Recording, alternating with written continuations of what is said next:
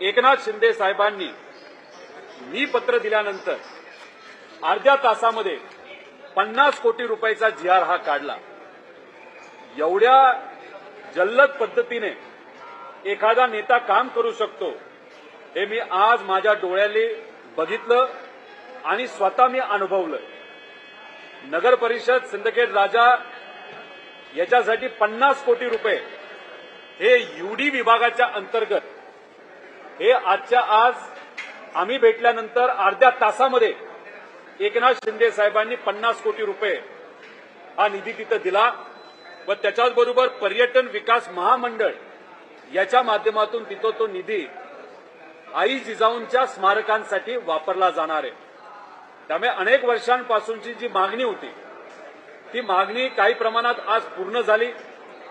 एकनाथ शिंदे साहेबांनी आम्हाला हे सुद्धा आश्वासित केलं तिथं 350-400 कोटीचा जो आराखडा याच्या आधी अनेक नेत्यांनी जाहीर केला, अजितदादांनी सुद्धा त्या बाबतीत पाठपुरावा केला होता, पण तो आराखडा अजूनपर्यंत मंजूर झाला नाही।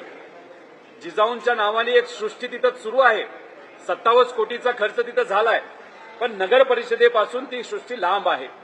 नगर परिषदेमध्ये आणि ज्या भूमीमध्ये ज्या वाड्यामध्ये आई जिजाऊंचा जन्म झाला तिथं खर्च व्हावा अशी तिथे असणाऱ्या नागरिकांची इच्छा होती।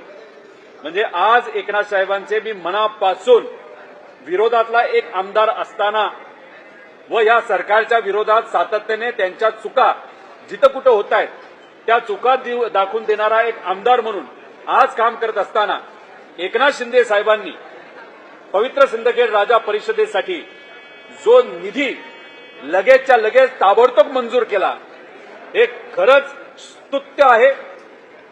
त्यांना खरंच मनापासून मी आभार करतो। नगर परिषदेच्या वतीने सुद्धा मी आभार व्यक्त करतो। नगर परिषदेने सुद्धा या बाबतीत पाठपुरावा केलेला आहे व सर्व लोकांनी आणि आम्ही सगळ्यांनी पाठपुरावा केला।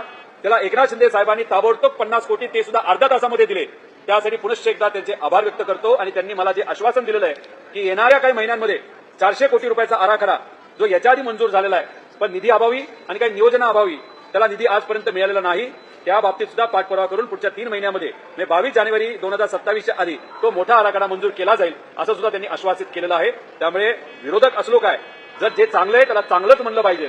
एकनाथ शिंदे साहेबांनी आज ताबडतोब लगेचच्या लगेच जो निर्णय घेतला तो खरंच स्तुत्य आहे, चांगला आहे। त्यांचं परत एकदा मी अभिनंदन या ठिकाणी तिथे असणाऱ्या लोकांच्या वतीने व आई जिजाऊंचे विचार पुढे घेऊन जाणाऱ्या सर्व नागरिकांच्या वतीने मी मनपूर्वक त्यांचे आभार व्यक्त करतो।